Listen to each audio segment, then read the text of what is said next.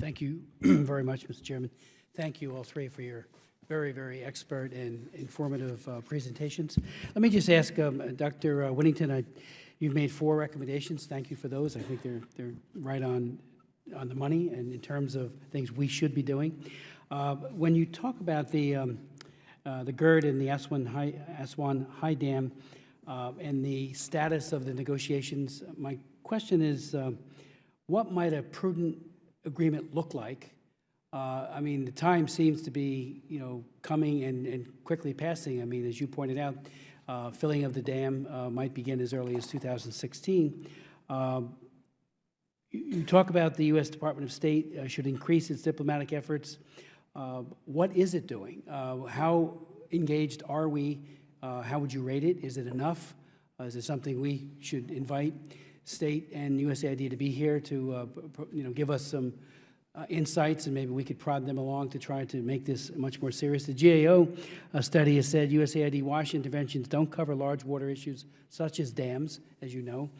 So if you could just give some information or some guidance along those lines. With regards to sanitation, perhaps one of you, Mr. Oldfield, perhaps you might want to provide insights and recommendations as to why the international community has failed to meet the MDG targets for sanitation.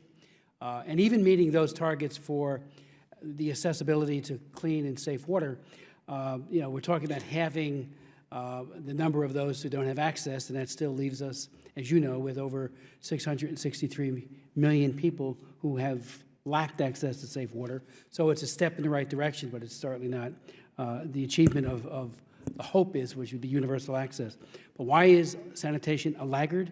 And let me also ask, in Africa, if it accelerates as it is, its march to electrification via Power Africa and other initiatives, how should these emerging economies integrate best practices? And perhaps our friend from Orange County might speak to that. As you mentioned, Mr. Chairman, you have invited delegations from other countries to go and witness what they're doing, to share that best practice.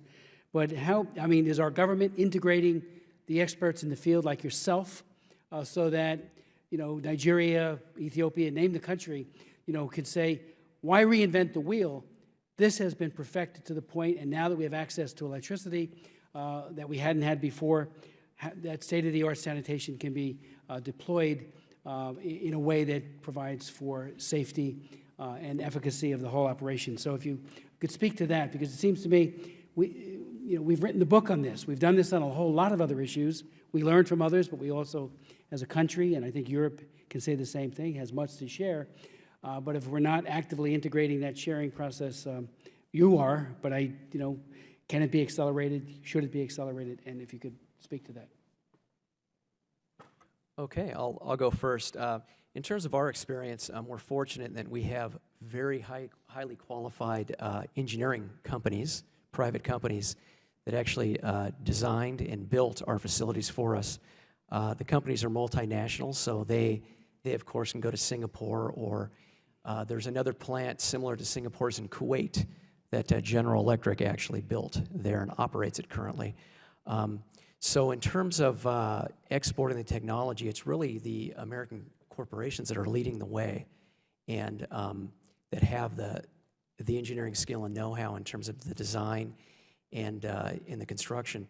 In terms of at our facility, one thing that we've lended our expertise to is we do a lot of pilot testing of new technologies. There's a new technology called graphene that is in research and development right now that may revolutionize reverse osmosis membranes and bring the cost of reverse osmosis treatment down substantially. And so that's something we're working with Lockheed currently in bench testing their innovation and trying to bring the cost of treating this water down, which of course will help to export this technology around the world and for other applications around the world. Thank you. Mr. Oldfield. Great. Thank you for that question, Mr. Chairman, about sanitation and the MDGs. There's no easy answer to why the world missed by such a significant amount the Millennium Development Goal for sanitation. I'll try in about 10 seconds here. Lack of political will, not just in this country, certainly not just in this country, but more importantly in developing countries in Africa, Asia, and Latin America. Simply a lack of political prioritization and a lack of financial resources, primarily from developing countries, for sanitation. And then in some places where these things did come together, I would use India as an example that made a significant commitment to sanitation throughout 2000 to 2015. There was an imbalance between hardware and software. They built a whole lot of toilets and didn't do the behavior change. They built a lot of hardware and didn't have a lot of software to back that up. So all of a sudden, not just in India, but in many other parts of the world, you have toilets used for unintended purposes.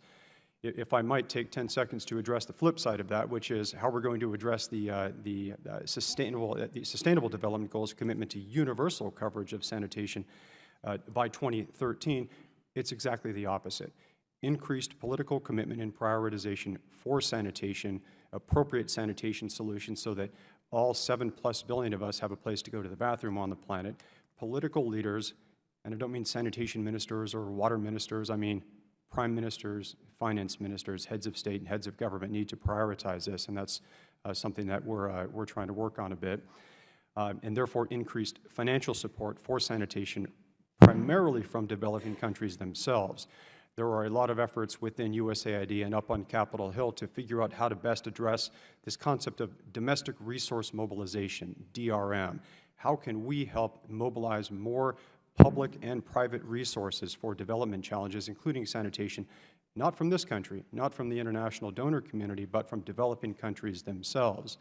So more political will, more particularly public sector finance. I think we need to redress this imbalance around the world between hardware and software. We need to focus on changing behavior, on changing minds.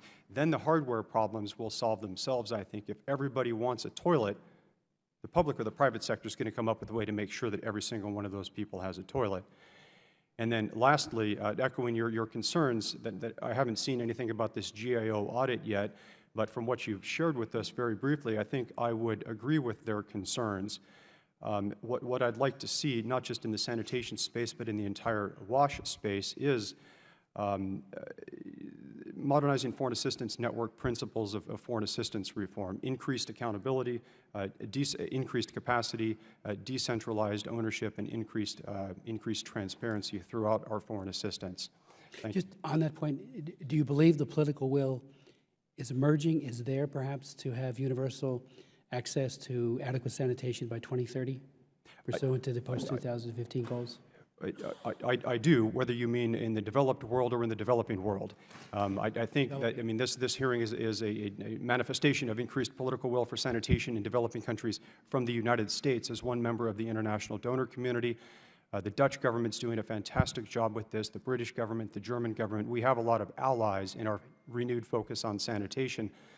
But again, more importantly than that, we're seeing a lot of increased efforts to prioritize sanitation in developing countries. And the one example I would give you is Prime Minister Narendra Modi's commitment to Swachh Bharat Abhiyan, a Clean India campaign. A year ago, he committed to universal coverage of sanitation in India by October 2nd, 2019, Mahatma Gandhi's 150th birthday. He is committed to ending open defecation and providing a toilet and making sure it's used for its intended purpose to all of India's 1.25 billion citizens within a very, very short period of time. One example of heightened political will. Thank you. Dr. So I'll go back to your questions about the Nile, and I think there were two. What would an agreement look like, and what is the State Department doing?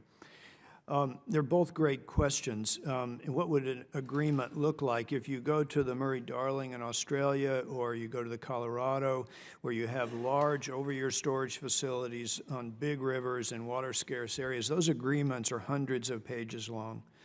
So the first thing is, this is not an easy task. I mean, somebody has to actually write these agreements and and negotiate these agreements, and that takes time.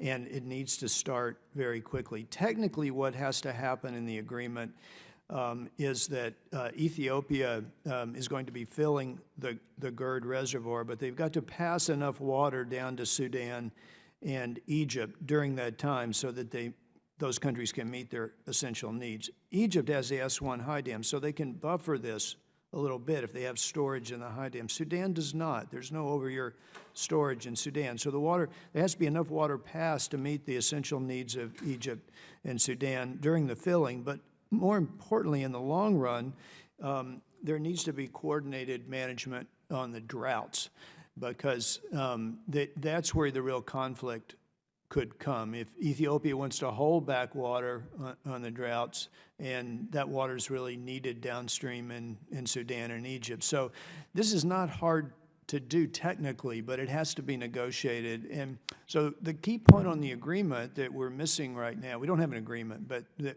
we also need a trustworthy, binding arbitrator. And that's where I think the global community can come in. I would say that the State Department's active. Aaron Salzberg, the special advisor on water, has been working hard. But I think the visibility of this issue really needs to rise. There has not been a coordinated international response on this. It's not just a U.S. concern. It's a concern for Europe and the World Bank. The World Bank has moved back from the Nile. They're not as engaged as they were in the past. And I think this has to change. Thank you.